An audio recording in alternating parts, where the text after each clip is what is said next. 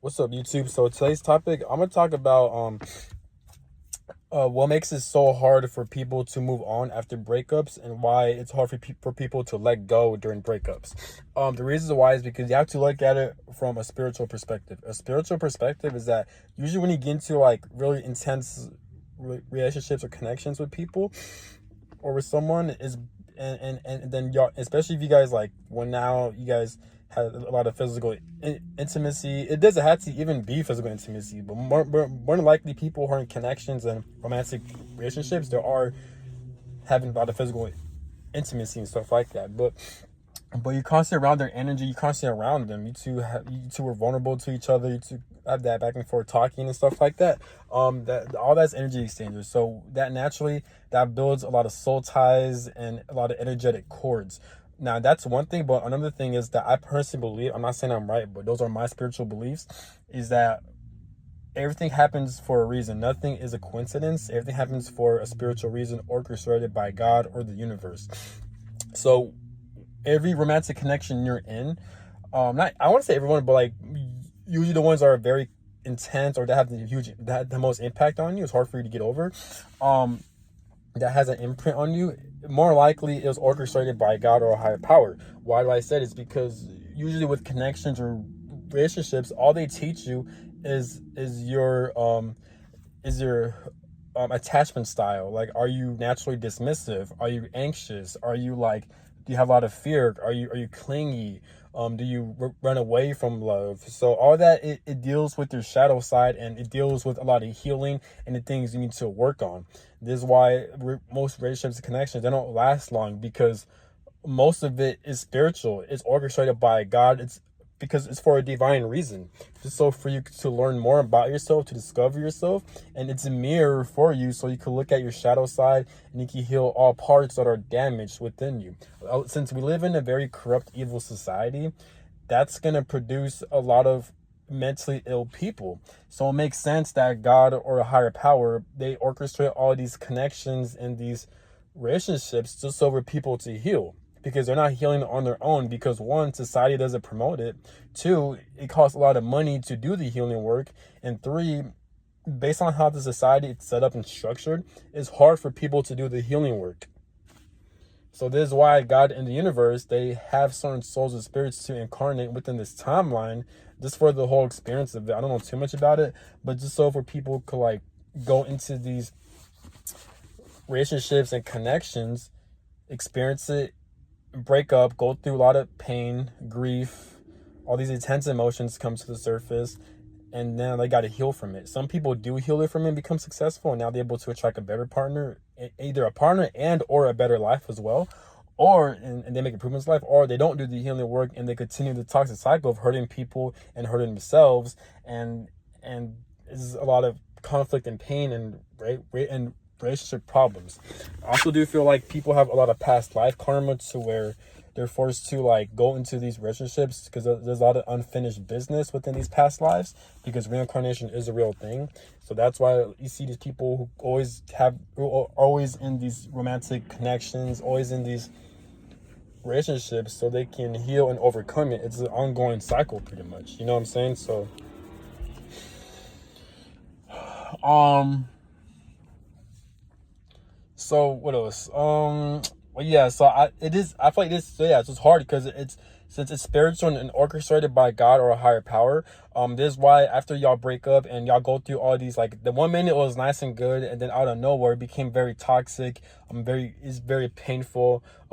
This person's acting dismissive, the other person's acting clingy, and then there's a lot of arguments and fights and stuff like that.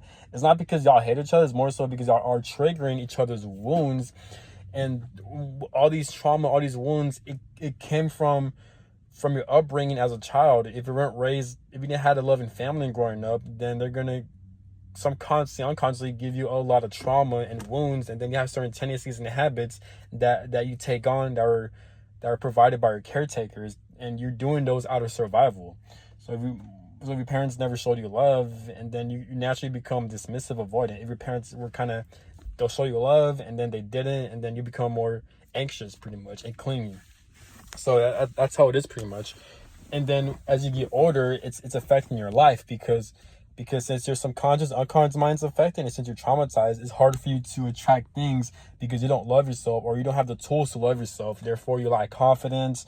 You have a negative mindset, because if you don't love yourself, you're not gonna have a good mindset. And if especially around raised and born into a dysfunctional family or very abusive, they implanted your mindset that you're not worthy, or that you're not worthy of love. You're not worthy of like attracting things. You're not worthy of all those things. So as you grow older, you're attracting negative situations, bullshit situations, and things that aren't good for you, that you don't deserve. But you're attracting those things because God put you in a very dysfunctional family. And the reason why there's a lot of dysfunctional families and abusive households is because of this society, because of how it's programmed, because of the money system, and everything's expensive, and people are forced to overwork and be underpaid, and it kind of messes people up mentally. Pretty much everything's corrupted. So so when that happens, yeah, so when people are in these relationships, pretty much they just go through a lot of trauma, they go through a lot of pain, and they're struggling within their life. They're struggling to attract the things they want, and also they develop bad habits like drugs, alcohol, sex, relationships, so they could not feel the pain, so they could run away and not feel it, because growing up they weren't taught on how to heal properly. Schools, elementary schools, middle schools, high schools, they don't promote or teach those things, because it's orchestrated by a corrupt group of people that run this society, that run this world. And so of course they're not going to promote stuff like that. That's good for the human body, pretty much, the human body, mind, and spirit. So this is why it's harder for people to get over these relationships, and then that develops either them breaking up or being codependent of each other. That's called a trauma bond, right? They can't move on from each other because that's all they know. And then they have this energetic cord, they have this soul tie. And the reason why people experience soul ties and energetic cords, even if they're breaking up, even if they live from a distance of miles away, they can't move on from each other, they can't get away from each other, is because of that trauma bond. And since it's orchestrated by God or a higher power, the reason why they have that energetic cord and that trauma bond is because God doesn't want these people to move, or you to move on, unless you actually grasp and learn the lesson. And then God will release those energetic cords and these trauma bonds and these soul ties. And then you won't feel that person's energy no more. But since if you're not learning, either you're not learning the lesson, or you're not grasping it, or like it.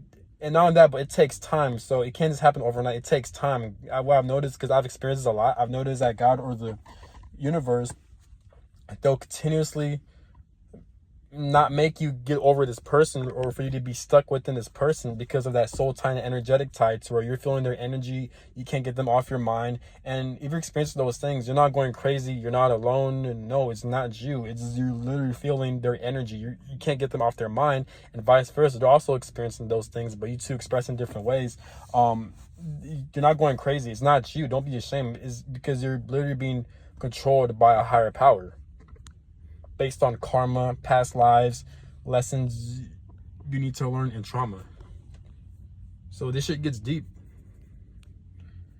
And it's kind of sucks because people who don't know what's going on, they're clueless. They don't know the things why I'm saying. They don't know what's going on. So that keeps them confused, and then they fall into drugs, and some people even commit suicides because of being in these connections like that. And they just, and they become very hurt. Don't get me wrong, it's still painful, it still hurts. I still have all this awareness, but this shit still hurts me. I'm experiencing right now, like, I'm still experiencing a fucking energetic tie and a soul tie that I'm trying to move on from a breakup, but that shit still hurts, and like I've done everything, like I'm being productive, I'm trying to do the healing work, but I still feel this person's energy. I still feel the energetic cord. And that's when I realized, okay, it's because either it takes time for God or the universe for it to release the connection, because there's still certain lessons or things I need to learn and grasp, pretty much. And until then I do that, then God is going to release those energetic ties and soul ties. It gets kind of tricky though, because I've also heard that you can do the right things, you can take the right steps and be on the right path, but if the other person is not grasping or learning the lesson, this person is clinging on to you to a certain extent, so they could get the upper hand, or they're operating from a place of ego, and hurt, then that kind of keeps you stuck as well too, because you two still have an energetic cord, you two still have a spiritual cord.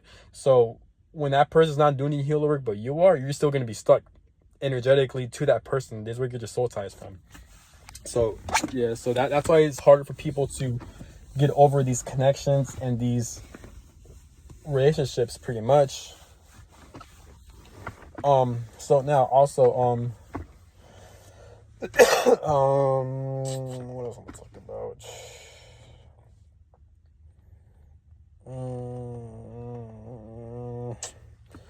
Yeah, but also from a scientific perspective too, most people date partners that remind them of their parents and from their caretakers. So that's why there's a lot of toxicity, and when they break up, there's a lot of pain and grief involved. There's a lot of arguments and fights, and it's hard for them to move on from each other because, well, it's easier for the person who's dismissive, avoidant, but just because that person moved on, it doesn't mean they truly moved on. They just moved on physically, but emotionally, spiritually, they haven't moved on because all they know is running away from themselves, and for them to be avoidant and distant. That's all they know, because they had to use that method to survive growing up as kids, because they were never taught on how to love properly. Their parents were never there for them emotionally, pretty much. So, and for the anxious, preoccupied attachment style, they feel clingy and they can't detach from that person, because I've done some research, and that when you're actually if you're born into a family that kind of gave you love, but they didn't at the same time, then that creates, I forgot what it's called. I forgot what the terms were, but pretty much it has like certain type of like feel good hormones, and with those feel good hormones, when you grow older, as you grow up, when you get into these connections, if you're dealing with a dismissive avoidant, and since they half-ass everything, so they'll give you love, they're expressive, then the minute they're dismissive and avoidant. And the reason why they're dismissive and avoidant is because they fear of feeling too deeply, and their love that you're giving them overwhelms them, or the attached or the clingy person overwhelms the dismissive avoidant with a lot of emotions. That causes the dismissive avoidant to detach from that person, pretty much. So when that happens, so you see how both people, based on their upbringing from their parents, and now they get into relationships, and now they kind of trigger each other based on the upbringing. That's how God and the universe orchestrates shit like that, pretty much. So yeah, this shit gets deep, and it makes sense on why people say like, oh, Earth and this world is pretty much like a school for souls and spirits to learn lessons, pretty much, because everyone's in these types of connections, pretty much.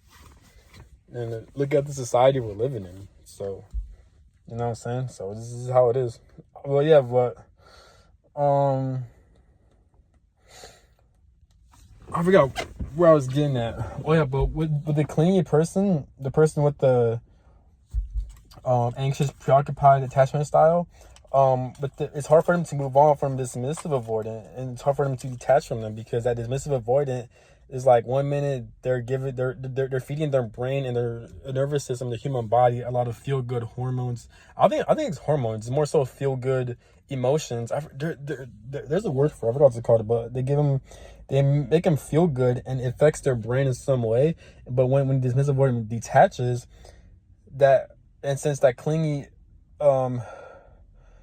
attachment style, that person didn't have proper love or nurturing growing up, then that person is gonna crave that shit, and from that dismissive avoidant. But if that dismissive avoidant can't offer it to that person, then that's why people get stuck and they can't move on. They get clingy, usually with dismissive avoidance attachment style, if that makes sense, pretty much.